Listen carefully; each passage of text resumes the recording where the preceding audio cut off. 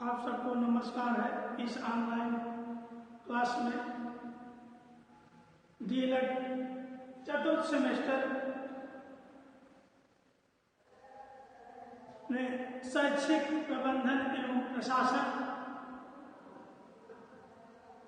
विद्यालय प्रबंधन का अर्थ आवश्यकता एवं महत्व से संबंधित विद्यालय प्रबंधन के उद्देश्यों पर माध्यमिक शिक्षा आयोग 1952-53 की रिपोर्ट पर आज हम लोग चर्चा करेंगे। लोकतांत्रिक भारत की शैक्षिक आवश्यकताओं को वर्णन करते हुए शिक्षा आयोग की रिपोर्ट में बताया गया है कि भारत ने कुछ समय पूर्व ही राजनैतिक स्वतंत्रता प्राप्त की है और सावधानी से मनन करने के पश्चात धर्मनिरपेक्ष लोकतांत्रिक गणतंत्र में परिवर्तित होने का निर्णय किया है। इसका यह आशय है कि शिक्षा प्रणाली की नागरिक में ऐसी आदतें, रुचि और चारित्रिक गुणों का विकास करना है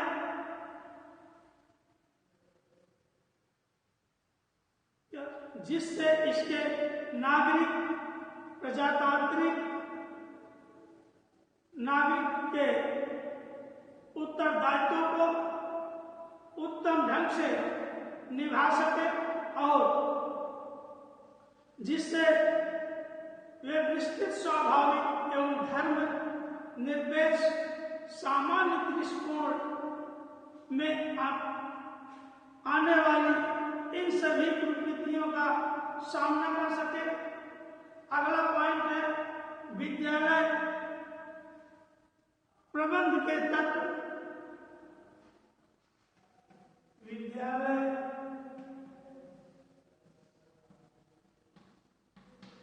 प्रबंध के तत्व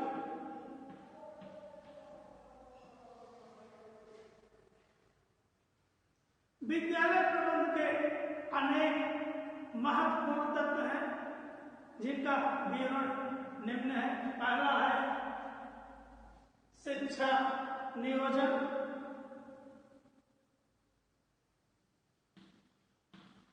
शिक्षा नियोजन। दूसरा है आपका शिक्षा व्यवस्था।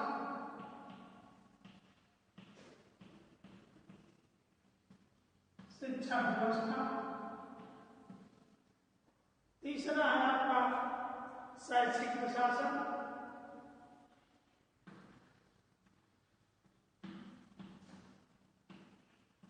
शैक्षिक प्रशासन। चौथा है आपका शिक्षा निर्देशन। शिक्षा निर्देशन। इसमें हम लोग सर्वप्रथम चर्चा करें शिक्षा नियोजन। पहला पॉइंट है आपका शिक्षा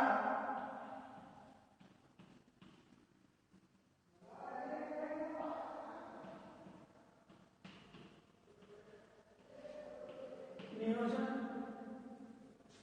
शिक्षा नियोजन एक ऐसी प्रक्रिया है जो बालक को भविष्य के लिए तैयार करती है। शिक्षा का स्वरूप इस प्रकार का होना चाहिए जो भावी समाज और राष्ट्र की आवश्यकताओं एवं समस्याओं के समाधान की क्षमताओं को विकसित कर सके और भावी जीवन को समग्र बना सके। यह तभी संभव हो सकता है जब शिक्षा का नियोजन सूझबूझ के साथ भावी समाज और राष्ट्र तथा विश्व के विकास की दृष्टि से किया जाए शिक्षा समस्त प्रगतिशाली देशों के विकास के मूल में निहित है। किसी भी योजनाएं व उनकी क्रियान्वित ही देश को उन्नति की ओर ले जाती है। इसलिए वर्तमान युग में नियोजन के अभाव में देश किसी भी क्षेत्र में प्रगति नहीं कर सका। अगला पॉइंट है आपका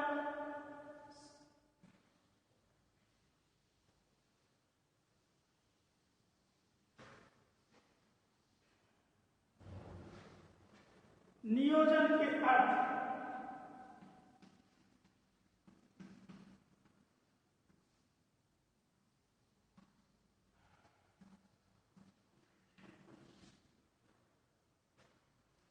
नियोजन के अर्थ को निम्न परिभाषा के आधार पर स्पष्ट किया जा सकता है। ऑक्सफोर्ड शब्दकोश के अनुसार नियोजन का आशय है उन कार्यों की रूपरेखा से है जिनको किया जाना है। फिर लिप्स के अनुसार नियोजन का अर्थ साधन एवं साध्य के बीच अग्रिम क्रियान्वयन के निर्धारण से है। आ जाइए शिक्षा नियोजन की विशेषता। शिक्षा नियोजन की विशेषता है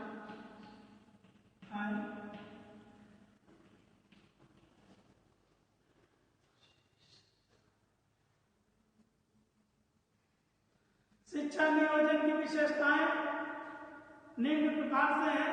पहला पॉइंट है उचित। पॉइंट है आपका यह चिंतन की प्रक्रिया है। अगला पॉइंट नियोजन भावी जीवन के लिए उपलब्ध साधनों के माध्यम से उत्तम विकल्पों का चुनाव है। नियोजन उद्देश्य प्रगति के विभिन्न विकल्पों में से एक तथा अनेक का चुनाव है। अगला पॉइंट है शैक्षिक नियोजन की आवश्यकता। शैक्षिक नियोजन की आवश्यकता।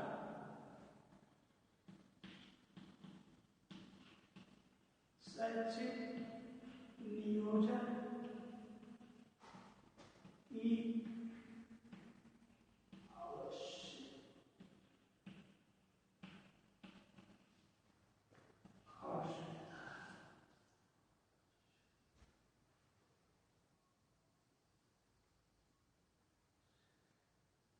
शैक्षिक नियोजन की आवश्यकता। कोठारी आयोग 1964-66 ने इस संबंध में लिखा है कि भारत में शैक्षिक नियोजन की समस्या यही है कि शैक्षिक क्षेत्र में एक राष्ट्रीय नीति का विकास करना है, जबकि संविधान में शिक्षा प्रमुख रूप से राज्य के अधीन विषय है तथा विभिन्न स्तरों के अनेक शिक्षा अधिकारी द्वारा इस क्षेत्र के समस्त पक्षों पर निर्णय किया जाता है। कहा है यह कार्य सहज नहीं है तथा हमारे मार्गदर्शन के लिए वैसा कोई अनुभव नहीं है। इसलिए अधिकांश विषयों में हमें अपनी विधियां सुधारनी होगी। यह भी आवश्यक सुधार है। इसके सुधार के लिए निम्नलिखित क्षेत्रों में है। पहला है परीक्षा में सुधार करना, शैक्षिक अनुसंधान, सेवाकालीन शिक्षण एवं पर्यवेक्षण तकनीक में सुधार करना, आधुनिक भारतीय भाषाओं में साहित्य सृजन करना, प्रतिभाशाली क्षेत्रों के लिए समृद्धिकरण तथा मंदबुद्धि एवं पिछड़े बालकों के लिए मार्गदर्शन एवं परामर्श की व्यवस्था करना, पाठ्य पुस्तकें तथा सहायक सामग्री की व्यवस्था करना, जनसंपर्क एवं अन्य संबंधित क्षेत्र का विस्तार करना। अगला पॉइंट है आपका शिक्षा नियोजन के अभाव के कारण।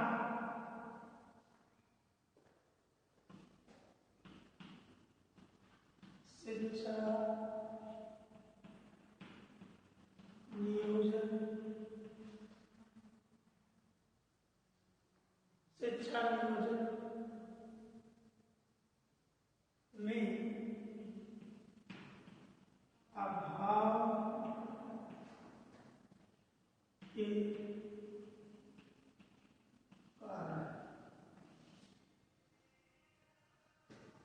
शिक्षा नियोजन में अभाव के कारण चर्चा। योजना आयोग के शैक्षिक कार्यकारी समूह के अनुसार शैक्षिक नियोजन के अभाव के कारणों का उल्लेख किया जा सकता है। आकर्षण व सहयोग का अभाव होना, साधनों एवं नेतृत्व का अभाव होना, सामाजिक उत्तरदायित्व का अभाव होना, मूल्यांकन दोषपूर्ण होना, राजनैतिक दबाव होना। अगला पॉइंट है शिक्षा व्यवस्था। शिक्षा व्यवस्था, शिक्षा व्यवस्था आरंभ से ही मानव जीवन को अच्छा बनाने के लिए संघर्ष करता आया है। उसने अपनी कठिनाइयों को के लिए साधनों एवं स्रोतों का अधिकतम प्रयोग करने का प्रयास किया है। साधनों एवं स्रोतों के समुचित रूप में प्रयोग करने को व्यवस्था कहते हैं। व्यवस्था के अंतर्गत प्रमुख 3 युक्तियों को प्रयुक्त किया गया है। पहला है अधिकार एवं उत्तरदायित्व को आरोह क्रम में निर्धारित किया जाना। दूसरा है प्रयासों तथा स्रोतों में समन्वय स्थापित किया जाता है। अगला पॉइंट है कार्य एवं क्रियाओं का विभाजन किया जाता है। पॉइंट आ जाइए शिक्षा व्यवस्था की परिभाषा पर चर्चा करेंगे। शिक्षा व्यवस्था की परिभाषा।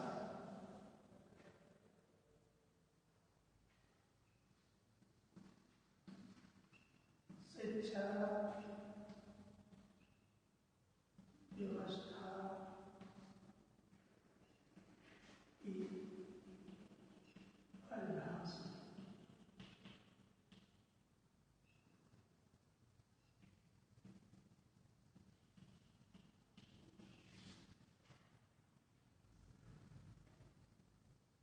शिक्षा व्यवस्था की परिभाषा। शिक्षा किसी समाज में सदैव चलने वाली स्व उद्देश्य सामाजिक प्रक्रिया है, जिसके द्वारा मनुष्य की जन्मजात शक्तियों का विकास, उसके ज्ञान एवं कौशल में वृद्धि एवं व्यवहार में परिवर्तन किया जाता है और इस प्रकार उसे समय सुसंस्कृत एवं योग्य नागरिक बनाया जाता है। सुकरात के अनुसार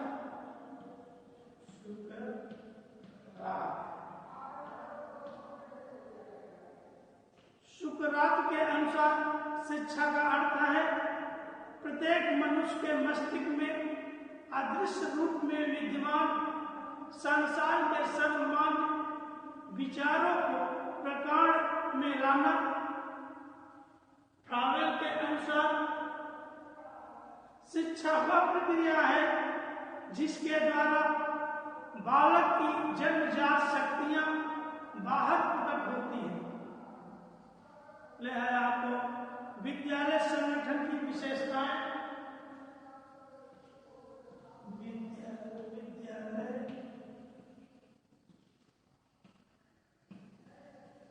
संगठन की विशेषताएं।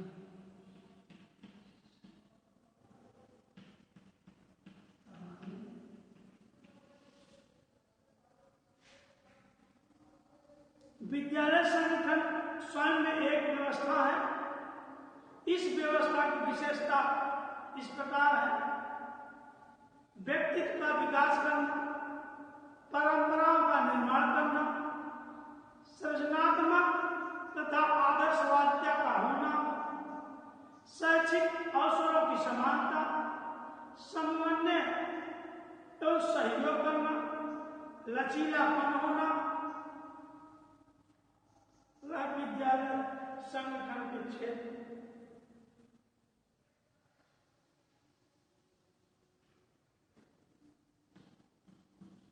विद्यालय संगठन का क्षेत्र। विद्यालय संगठन का क्षेत्र। विद्यालय संगठन विद्यालय के कार्यकलापों की व्यवस्था है।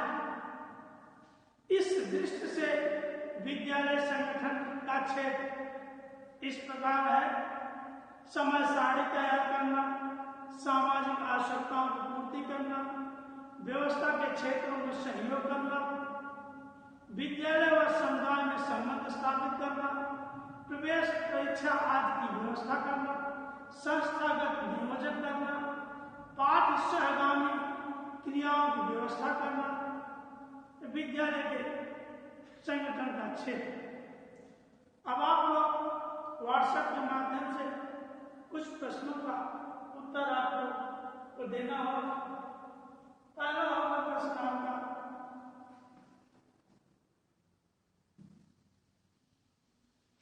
विद्यालय प्रबंधन के उद्देश्यों पर माध्यमिक शिक्षा आयोग 1952-53 की रिपोर्ट। दूसरा प्रश्न होगा आपका पॉइंट: विद्यालय प्रबंधन के महत्वपूर्ण तत्व। विद्यालय प्रबंधन के महत्वपूर्ण